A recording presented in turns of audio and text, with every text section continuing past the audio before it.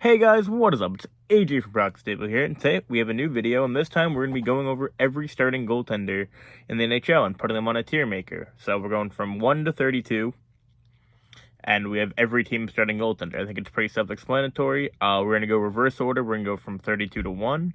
Maybe we'll put a few of the higher ones up there too. We'll see how we feel doing it. But we have every team's goalie. We're going to make them into a Tiermaker. My defenseman one was quite fun. I know a lot of people liked it. Some people didn't like it. That's what Tiermakers are. It's about expressing opinions. So let me know which of my takes here was the worst in your opinion. I'm excited to see. I think without further ado, let's stop the talking and start the Tiermaker. It's Tiermakering. Make up a new word every day. All right. So the dreaded 32 spot.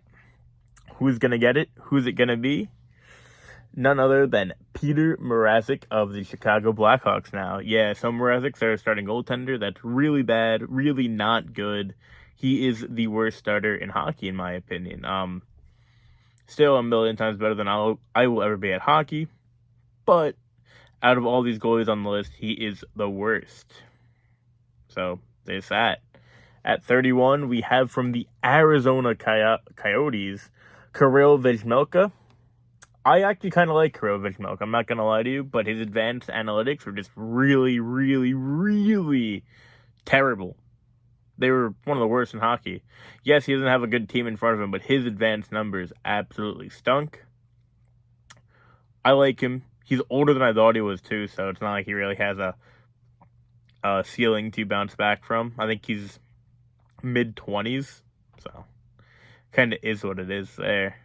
Speaking of guys I know that were as old as they were, when I was doing research for this video, I didn't realize Pavel Francouz was like 32, I think. He's old. Like, I thought he was young. I was really shocked to see that one. Alright, so we got our first two bad goalies out of the way. This is where it gets fun, because at 29, we're going to go about the guy we just talked about with Pavel Francouz. Throw him in there. Oh, no, throw him there. He's now the starting goaltender for the Colorado Avalanche after they didn't bring back Darcy Kemper, obviously. Him and Alexander Georgiev are going to be a 1A, 1B. That's really not good. I know all my Ranger friends hate Georgiev. So we'll see if that works out for them. I mean, Joe Sakic makes a lot of good moves. We'll see if Francouz could bounce back, I guess. He hasn't really played. He's played like maybe 20 games max in the league, so it's a little shocking. They like what they see in him, so we'll see if it works. But right now, I really can't put him over a lot of guys on this list, which I think is fair enough to say. At 28, where we're going to go with this one. 28, we're going to go with Philip Grubauer of the Seattle Kraken. Another guy who had no help in front of him at all, but his advanced numbers were just so terrible, I couldn't put him any higher. He had to be in the bottom 5 at least. So, he's at 28. Congratulations, I guess. Oh, alright. 27. I see a few guys down in the middle row I want to throw in here. This might be a bit of a hot take. I want to throw Carter. Is it Carter Hat time? I think it's Hat time. Hat, yes, I mean, Philly's atrocious. He doesn't really get much help.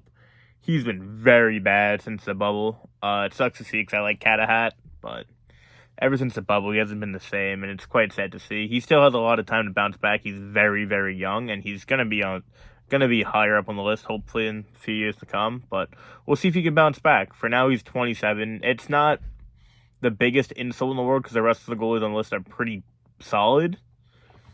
But 27 for Hat, who was once the next goalie prodigy. And the last one on the bottom tier is going to be good old Elvis Merzlikins.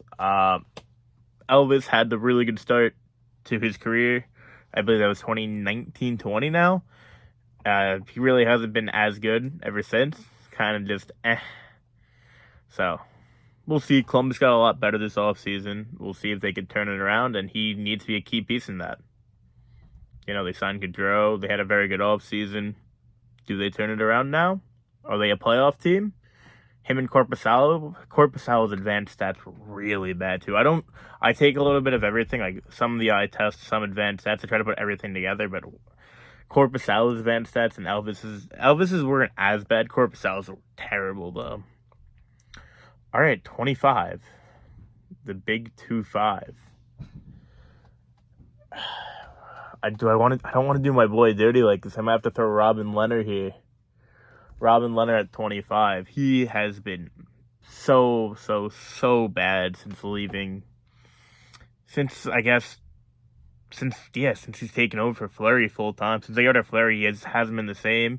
He was injured. He wasn't playing good. He didn't want to play there. They don't want him there. He doesn't really want to be there, apparently. Who knows what's going on? Hope everything's well with Robin Leonard. As a big Islander fan, I'll always love Robin Leonard. He just hasn't been the same, obviously, since leaving Long Island. And he was really good. He was pretty good in Chicago, from what I recall, too. So, seeing him at 25 is sad, but just hasn't been the same. At 24, you guys might think I might have him a little bit too high in Kaapo Kähkönen from the Chicago San Jose Sharks. Sorry. I had him a lot lower when I was going through my list originally, and then I looked at his numbers and looked at his advanced stats. He's really, I'm not going to say really good. He's very good. The numbers show something that I did not expect. I knew he was good with the Wild for a good 20-game stretch, but then they got rid of him because they have Talbot, obviously. I did not expect his numbers and his underlying numbers to be that good. I was very shocked by that. So we'll throw him at 24. I don't think I could put him much higher. Probably could, but I like the player, and I think he's going to be good. Hopefully, San Jose just hired David Quinn, so he's going right back down as soon as possible because anti-defense hockey, but we'll see. We will see. Where do we want to go next? I wanted to put this guy up a little bit higher, but I don't think I can right now, in Eric Comrey. Another guy who had outstanding numbers as a backup for Winnipeg.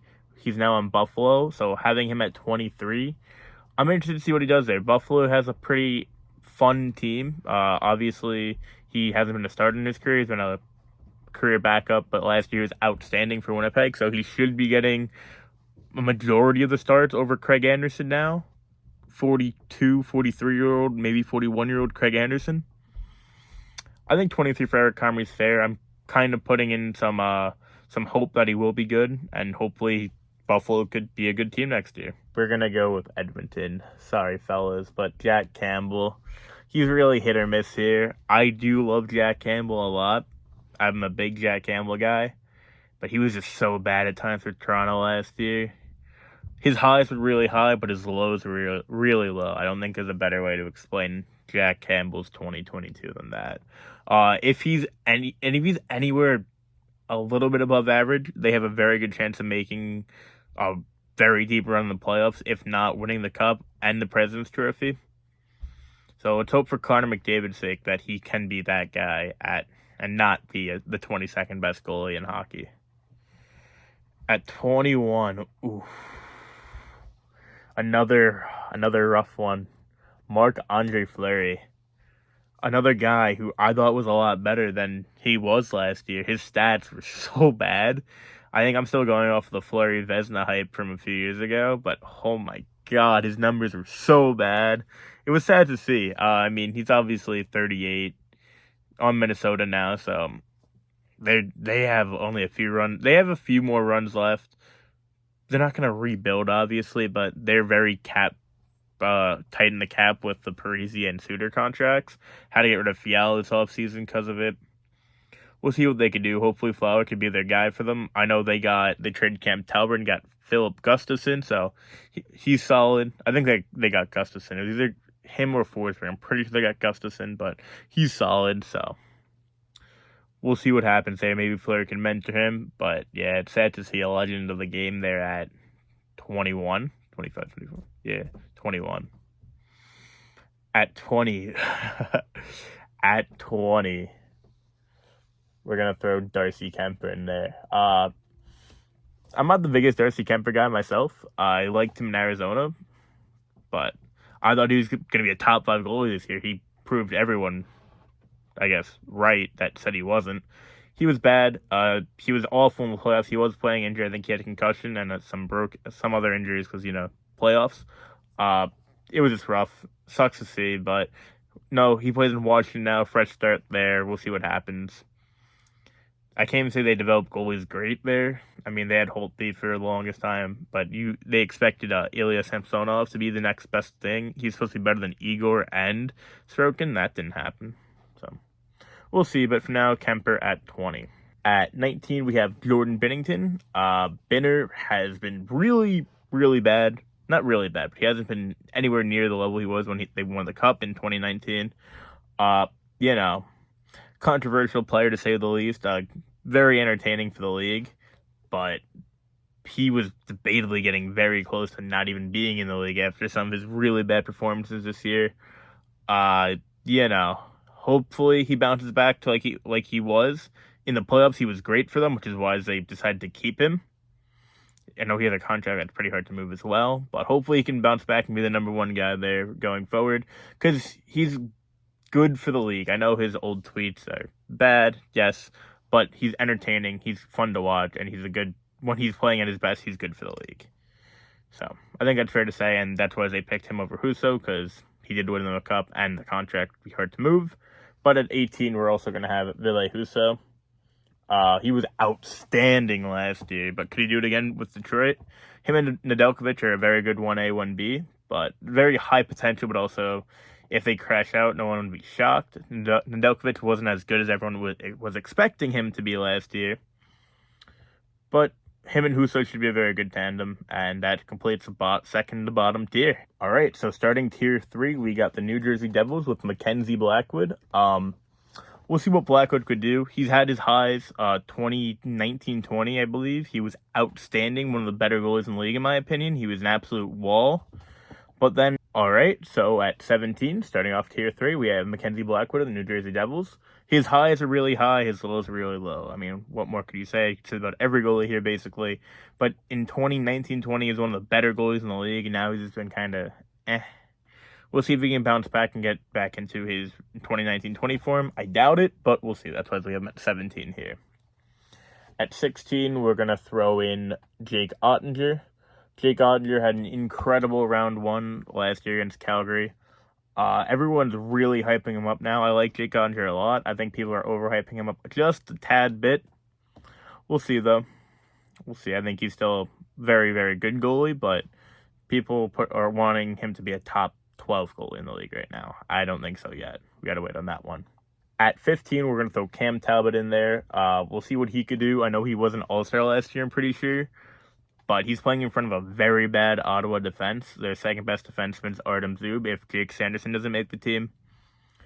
We'll see what he could do. I don't think he'll be as good as he was last year, but if he can, good for him, and he'd obviously be a lot higher on the list. So, we'll see. I'm not too high on Talbot. I don't think he's going to succeed in Ottawa, but I really hope he does, because Ottawa is going to be a fun team if he does. Number 15, we're going to go with Carey Price. Price obviously would be higher if he's playing. He may never play again, which is really sad to see. So we'll see what happens there. Price could come back, which is very unlikely. We'll see. It's a legend of the game. It just sucks to see him that he might never play again. So hopefully he comes back, but it's very unlikely at this point. At 14, we're going to throw in Jeremy Swayman. Swayman was outstanding for the Bruins last year. I didn't think he played as much as he did, but he was very, very good. So, now that Tuukka's gone for good, him retiring, he's going to be the main guy. Him and Linus Ullmark will share the net. We'll see how they do. I like Swayman. Him and Spencer Knight were the two up-and-coming goalies coming into this season this year. Swayman obviously took over, and Spencer Knight wasn't bad. He could have been better, but Bob is actually pretty good this year, so Spencer Knight can get the shine he was expected to get. At 12, we have Matt Murray. Matt Murray had a really, really nice bounce-back year in 2020. 2021-22, my apologies. He was even an all-star, which was really cool to see after all the memes and him being the butt end of jokes for a while. It was really cool to see him bounce back. Now he's on Toronto. I really hope it works out for Matt Murray. As much as I hate Toronto, I really hope he becomes the Matt Murray on the Penguins before he got traded. So it'd be cool. I'm happy to see him back up on the higher end of the list and not at the bottom, though. So good for Matt Murray. All right, at number 11, we're going to go with Bob. If you would have told me Bob was going to be a top 11 goalie at the start of last season, I would have laughed. But he had a really good bounce back year. Everyone expected him to be on the way out and even maybe shipped this offseason. He's staying. Spencer Knight's supposed to be the guy. He still is really good. We'll see if he ends up matching his potential. There's a chance, but we still got to see. But Bob at 11, his numbers are really good. They were better than I expected them to be, and his advanced stats are really good too. So, got to give the guy credit where it's deserved. And here we are, the top 10. So, at 10, we're going to throw in Jonathan Quick. Quick had an outstanding 21-22 campaign. It was almost as close to a prime Jonathan Quick season as we'll get. He'll never reach his prime again, just how, life works. He's older now. He's not going to be the same Jonathan Quick he was when they were winning the Cups in their quote-unquote dynasty era. That wasn't a dynasty era in my opinion, but they were a very good team for those years. So, Jonathan Quick at 10, but I expect him to be much lower next year. Top 9. This is where it gets a little feisty here. Number 9, we got John Gibson. If you would have told me 2 years ago that John Gibson wasn't a top 5 goalie in the league, I would have laughed in your face because everyone thought of him as the goalie messiah and the guy that's, playing little Jesus in front of the Anaheim Ducks. But last year, he finally came to a halt, and his numbers were really bad. But we'll see if he can bounce back. I still want to give him some respect for all the work, all the insanely good years he put in the last few years in front of a very, very below mediocre Anaheim Ducks team, sadly. So, 9's fair for him. Number 8's a real shocker, having him this high in this list, but Kristen Jari was very good last year. I really don't think Kristen Jari is a top 8 goaltender. I think he belongs more on the middle tier, but good for him. He was really good last year. Anyone besides Quick, I wouldn't really put in the top 8. Maybe Bob instead of Jari, but we'll run with Jari here. After the Islander series where he absolutely embarrassed himself in Pittsburgh, I expected him to never go back to that city and play a game for them again. But he proved everyone wrong, came back, was very resilient, and very good for them. So it's a nice little comeback story. Good for him. At 7, we have good old Freddie Anderson. Freddie Anderson rocks. I'm so happy for Freddie Anderson. He leaves Toronto, goes to Carolina, just a rock star down there. No one's bothering him. He's having the media up his ass 24/7. Good for him. He had a very good year, and top 7. Very deserving. At 6, this is where we start having some fun. It's, do you want Demko or Markstrom? And I'm more of a Markstrom guy myself. So we're going to throw Thatcher Demko at 6. Demko could be anywhere from 3 to 6. So, it is what it is. Or 3 to 7, sorry. I think I got all those guys off wrong by 1. We move, though. But, yeah, Demko at 7. He's really good. There's really nothing I can say negative about him. He's a very good goaltender. Just I like the other guys more. And right next to him is his co-countryman. Well, team country, rival, we'll say. Let's go with the rival here. With Jacob Markstrom. Both incredible goaltenders. I like the guys under them a lot more. I think it's fair to say. Both are very, very good. Down to the bottom 5 here. And at 5, we're going to go Connor Hellebuyck. This is my first take. I don't know. Some people would put him top 3, and I'd say that's fair. Personally, I think he's 5th. I like the guys under him just more. I think that's fair. At 4, we have my boy, Ilya Thurokin. If you don't think Ilya Thurokin is a top 5 goalie at least, you're crazy. He's incredible. If you haven't watched him play, you're missing out. One of the best goalies in the league, and I think he is debatably number 3 after this year. So, 4 is fine. Watch Thurokin if you haven't. Incredible goaltender. Number 3, my second favorite goalie in the league, UC Saros. I love UC Saros. Big UC Saros guy. He's smaller, he's undersized. I believe he's like 5'9". Incredible goaltender, though. Dude just rocks. I'm happy for him. Maybe we'll get him in my Hut team this year. We'll see. I definitely want to do something around UC Saros for a video one day. It'd be cool. Final 2 goalies, you can really toss a coin here. Both goalies are incredible and out of this world. But at number 1, we're going to throw Andrei Vasilevski just for now. So Igor's 2. I think it's fair to have either of them 1 or 2. I wouldn't complain, but personally, I think Vasilevski's a little bit better right now. Yes, Igor won Vezina. Yes, Igor did this. Yes, Igor did that. Igor does it again next year. I'll probably say Igor won. Am I a little bit of a better Islander fan? Maybe. But for now, I think you still got to give Vasilevski the edge just for how long he's been doing it. So that's my list. Let me know how much you hate me and how bad the list was in your opinion. See you guys next time, everybody. Peace out.